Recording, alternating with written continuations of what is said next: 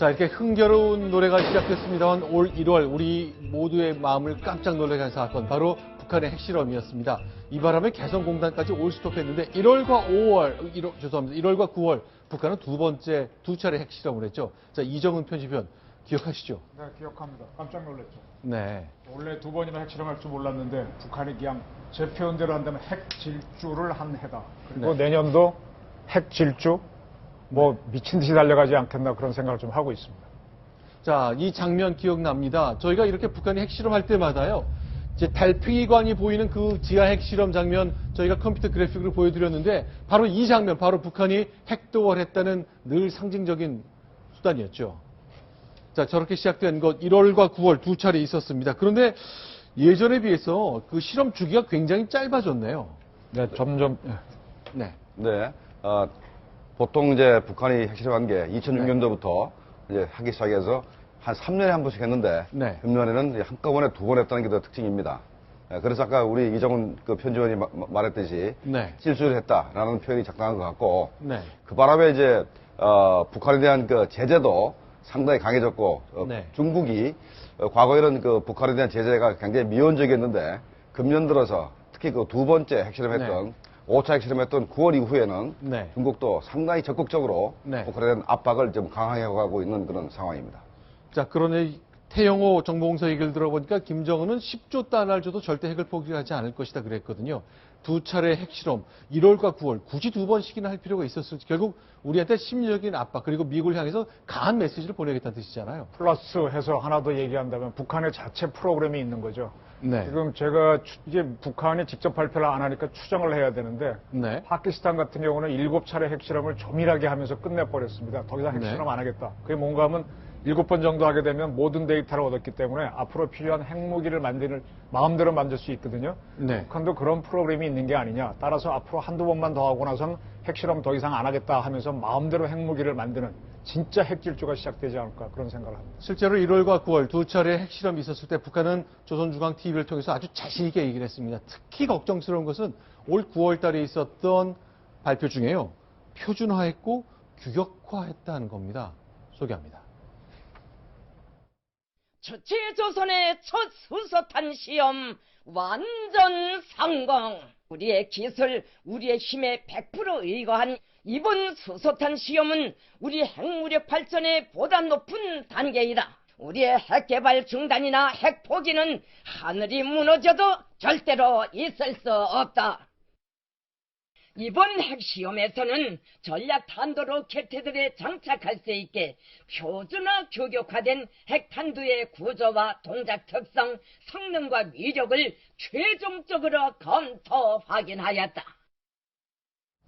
자, 그러니까 핵탄두 싣는 것, 그것이 가장 위험한 상황인데 계속 거론을 하고 있군요. 예, 지금 이제 북한의 지금 네. 발전 단계는 이미 핵실험은 완전히 성공을 했고, 그것을 얼마나 미사일에 실을 때 경량화, 즉 무게를 줄인다는 거죠. 적어도 1톤 이하로 줄여야 되거든요. 그리고 소형 미사일에 실을 때는 700kg 이하로 줄여야 되는데, 지금 5차 실험에서는 표준화, 규격화, 이 얘기는 그렇게 경량화된 것들을 이제 대량 생산할 수 있는 단계까지 와 있다, 이런 얘기고, 앞으로 네. 내년 같은 경우에는 북한이 이런 것들을 바로 실전 배치하기 위해서 네. 미사일에다 직접 모형 탄두를 한번 넣어가지고 직접 네. 한번 쏘아보는, 그것이 과연 성공하는가 안 하는가, 이런 것들을 할 것이라는 전망이 나오고 있습니다. 네. 금방 막 그 화면이 지나갔는데요.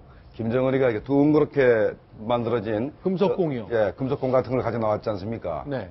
그게 3월 달이거든요. 네. 근데 9월 달 핵실험이 혹시나 네. 그 금속공 같은 것을 네.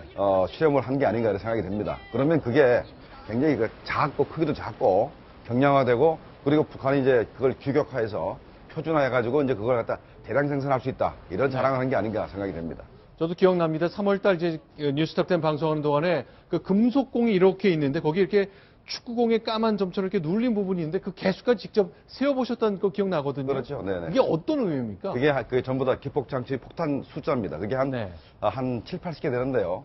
저게 숫자가 많을수록 소형화 경량화가 된 겁니다.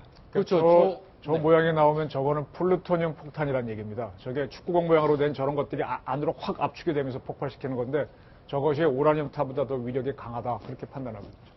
자, 그런 이제 두 차례 핵실험뿐만 아니라 잠수함에서 쏘는 거 그 위협 때문에 저희가 걱정을 했는데 이른바 SLBM 이 이름 이제 많이 들어보셨잖아요. 그것 때문에 우리도 올 한 해 북한의 도발 가운데 이것 때문에 많이 가슴을 쓸어내야 할 때가 많았습니다. 그 장면도 소개하겠습니다.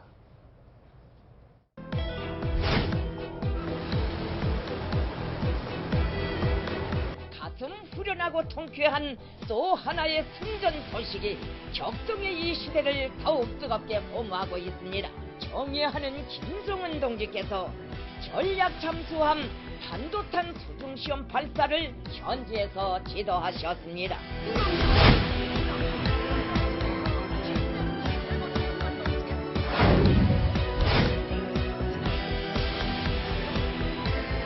나도 체계가 남조선에 들고 앉을 위치와 장소가 확정되는 그 시각부터 우리의 물리적 대응 조치가 실행될 것이다.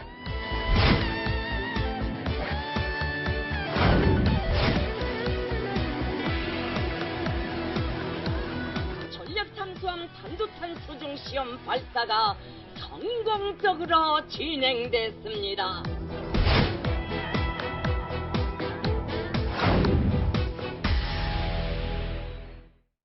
예, 네. 북한이 지금 3번 SLBM을 발사했는데 첫 번째는 30km 날아갔다 폭발했다고 했는데 북한이 30km 날아가서 폭발을 시켰습니다. 네. 만경공호가 30km 있었기 때문에 북한의 의도가 된 것이고 네. 10km 상공에서 폭발한 경우는 뭐 실패인 적은 정확히 모르겠습니다만은 네. 세 번째는 500km 날아갔습니다. 네. 그런데 저게 500km를 날아가도록 네. 연료를 500km만 넣었기 때문에 500km만 날아갔지 만약에 연료를 충분히 넣었으면 2000km를 날아갔을 거다라고 이제 판단하고 있습니다. 네. 지금 이제 북한이 계속적으로 핵 기술을 개발시키는 데 있어서 네. 가장 중요한 포인트는 뭐냐면요. 미국이 지금까지는 계속적으로 전략적 인내라고 하는 네. 전체 어떤 그런 정책 아래서 움직이지 않았습니까? 네. 그런데 북한의 지금 기술이 드디어 이거를 모형 실험까지 하고 실전 배치하게 되면은 네. 미국의 전략적 인내의 레드 라인, 즉 레드 금지선을 넘어서게 되는 겁니다. 네. 그러면 그동안에는 미국이 경제 제재 이런 걸로 즉 무력 제재를 제외한 모든 다른 수단을 통해서 북한의 핵 포기를 이끌어 나겠다 했지만은 이제 그런 상태의 레드 금지선을 넘어서게 되면은 이제는 군사적인 그런 조치까지도 고려할 수밖에 없는 상황이 왔다. 그리고 그것은 도널드 트럼프라고는 새로운 미국 대통령이 나타나면서 새롭게 채택할 옵션 중에 하나로 고려할 가능성이 상당히 높다. 그런 측면에서 내년은 우리 한반도에 있어서 상당히 위기 상황이다. 이렇게 볼 네. 수가 있습니다. 자, 그래서 이제 결국 우리가 할 수 있는 카드 중에 하나는 결국 북한이 이렇게 미사일 쏘고 잠수함 실험하는 것 막을 돈줄 차단하는 겁니다. 지금 화면에 보시는 것처럼 개성공단 우리가 스스로 선제적으로 폐쇄하는 일까지 벌어진 거죠. 네, 개성공단을 이제 폐쇄란 단어를 쓰진 않았죠. 중단이라고 전면 중단이라고 썼는데 네. 저기 북한의 1월 달에 핵실험을 한 거에 대해서 유엔 안보리 대북 제재안이 들어가기 직전에 어차피 제재안 들어가면 저걸 폐쇄해야 됩니다. 중단해야 되는데 우리가 긴급하게 저거를 중단을 시켰죠. 저기에 대해서 저걸 최순실이 했다라고 얘기하시는데요. 유엔이 하기 전에 유엔에 맡기 전에 우리가 먼저 한 겁니다. 최순실 들으면 좀 억울하겠습니다. 네.